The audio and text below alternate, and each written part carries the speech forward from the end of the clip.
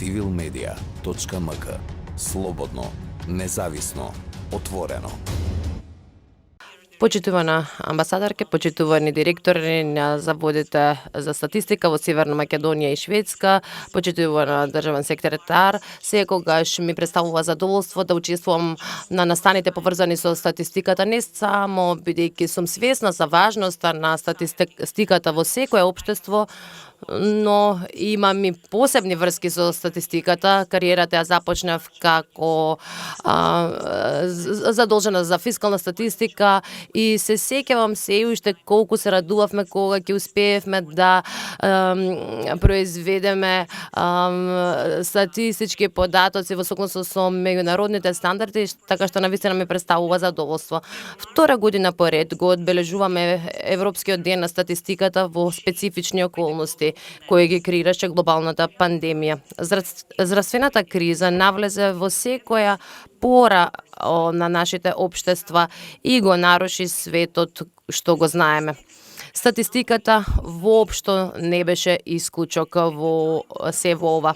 Кога започна кризата, областа на статистиката во глобални рамки веќе се соочуваше со многу предизвици. Произведувачите на статистички податоци се справуваа со заостанати задачи што беа нуспојава од глобалната финансиска криза од 2008 година.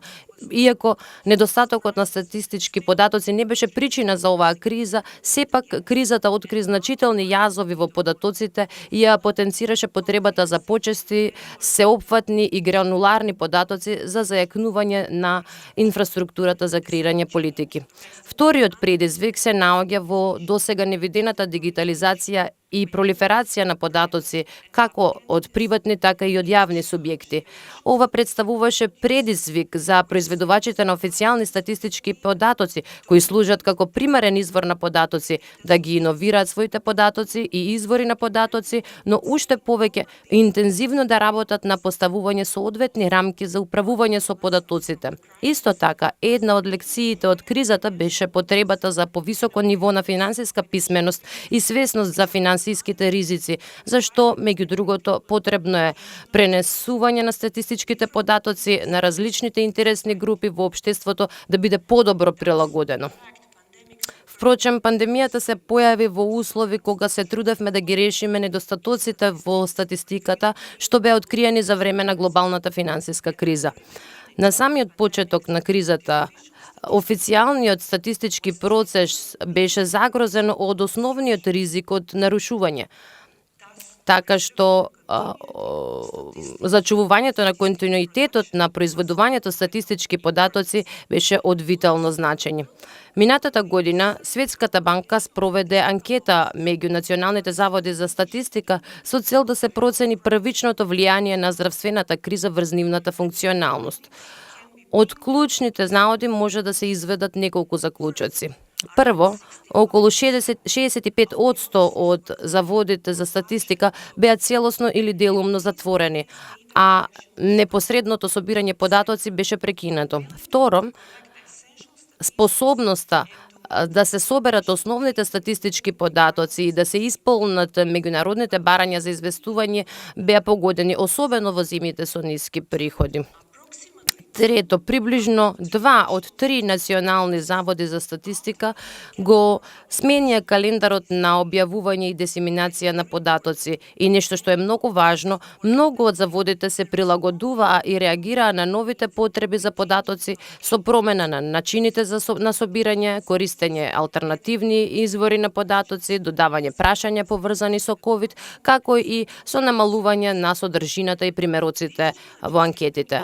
Овие предизвици беа подеднакво релевантни за централните банки, како еден од столбовите на системите за произведување статистички податоци. Ние како централна банка исто така вложивме огромни напори со многу прилагодувања во собирањето податоци и во процесот на произведување и пренесување податоци, што ни помогна да го ублажиме влијанието на пандемијата врз произведувањето и дисеминацијата на статистички податоци.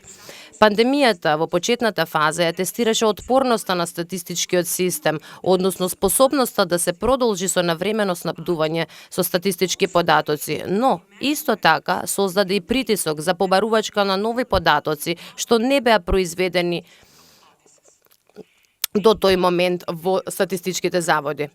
Така, податоците за епидемиолошката крива станаа многу потребни, бидејќи тие се главен показател за тоа како економијата ќе се развива и како треба да се калибрираат економските и социјалните политики. Во исто време се појави зголемена побарувачка на високофреквентни податоци за економијата во реално време, бидејќи беа прекинати многу од историските систематски врски врз кои се заснова одлуките на политиките. Например, интензивно ги користевме податоците за мобилност на Google за време на локдауните, за да го процениме однесувањето на потрошувачите, како и податоците од приватниот сектор за трансакциите со платежни картички, како позател за процена на динамиката на личната потрошувачка и незината структура. Иако се многу корисни, изобилството на податоци исто така представува предизвик за статистичарите, што го потенцираше и здравствената криза. Како што одиме понатаму, апсолутно ќе бидат неопходни брзи и грануларни податоци, например за промените во економското однесување на чинителите, долгорочните влијанија врз економијата или влијанието на активностите на политиките врз економијата. Но податоците од различните децентрализирани извори не се структурирани, недостатува транспарентност во методологијата, нема репрезентативност и не се користат меѓународните стандарди, концепти и семантика. Од тука постои потреба да се преструктурира изобилството информации во структурирани, разбирливи, погодни за споделување и најважно се сигурни податоци за иднината. Последното представува предуслов за да се спречи обезвреднување на податоците, а статистиката игра клучна улога во зачувувањето на вредноста на податоците. Во новата ера, кога имаме отворен пристап до повеќе извори на информации, не е доволно официјалните статистички податоци да се дисеминираат поефективно, туку е потребно пошироката јавност да ги прифати, разбере и да има доверба во нив.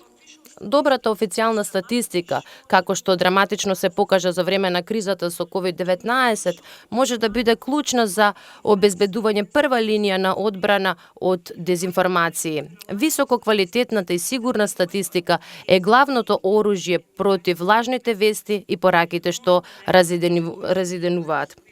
Повеќе од кога било, како креатори на политики, ние сме соочени со дезинформации, лажни вести и шпекулации што може да ја подкопаат нашата способност делотворно да действуваме.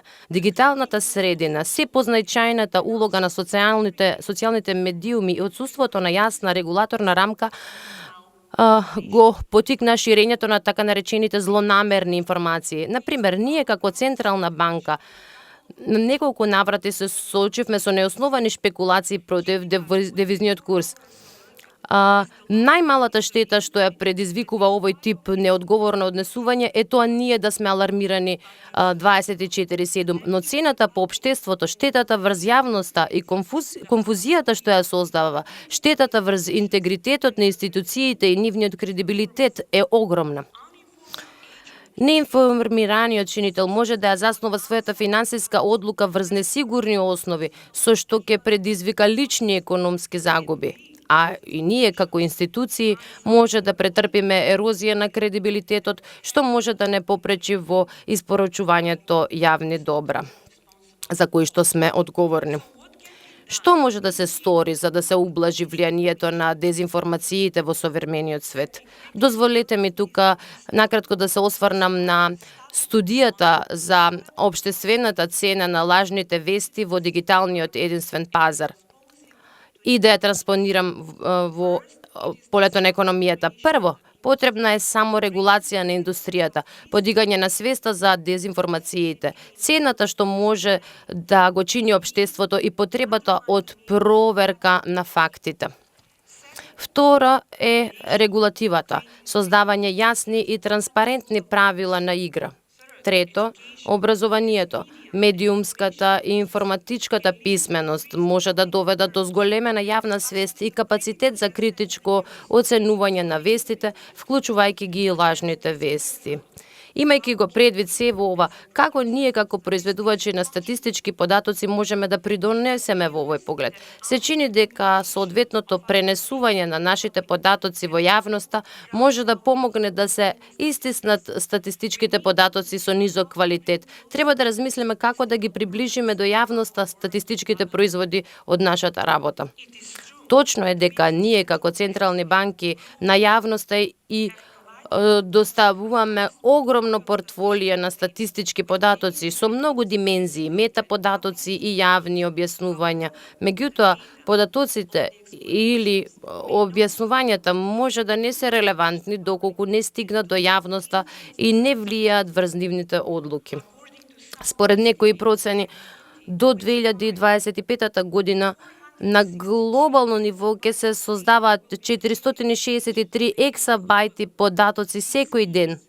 Ова значи генерирање огромен број податоци што може да ги замати официјалните статистички информации со што на луѓето ќе им се отежни процесот на нивно читање и разбирање.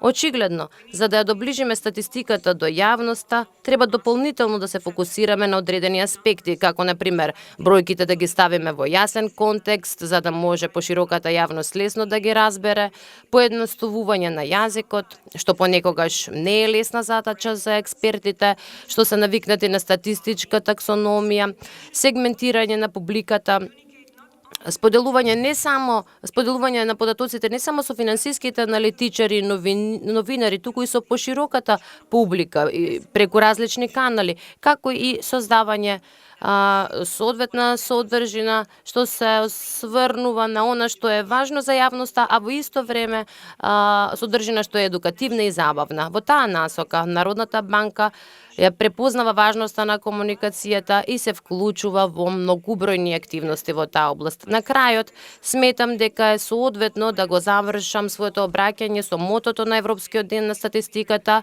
Ќе се повторам, веќе го спомена директорот Симовски, меѓутоа сметам дека заслужува да биде повторено со оглед на својата значајност. Статистика, вакцина за заштита на демократијата и борба против вирусот на дезинформациите. Civilmedia.mk. Слободно, независно, отворено.